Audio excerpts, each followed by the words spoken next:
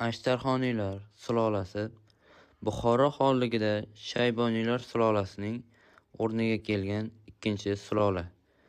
1556-yilda Astraxan xonligi Rossiya tomonidan bosib olingach, Jo'jixon nasliga mansub Astraxan xoni Yormuhammad o'z oila a'zolari va qarindoshlari bilan Buxoroga keladi. Buxoro xoni Iskandarxon 1561-1583-yillarda hukmronlik qiladi.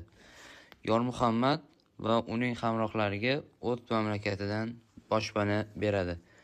Yormuhammadxonning o'g'li Jonibek sultonga o'z qizi Zuhraxonni xotinlikka beradi.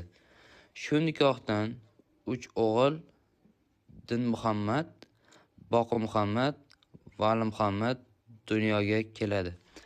Buxoro xoni Abdulmo'min o'ldirilgandan so'ng Shayboniylar naslidan valiahd yo'qligi uchun Jonibekning o'g'li Boqimuhammadxon 1601-yilda taxtga o'tiradi. Shundan so'ng Buxoro xonligida Ashtarxoniylar sulolasining hukmronligi boshlanadi.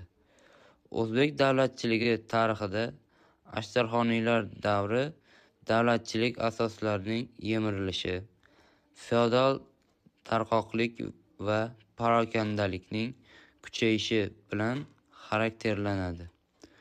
Sulola vakillari Boqimuhammadxon 1601-1605-yillarda, Valimuhammadxon 1605-1610-yillarda, Imomqulixon 1611-1642-yillarda, Nodirmuhammadxon 1642-1645-yillarda, Abdulazizxon 1645-1680-yillarda hukmronlik qiladi.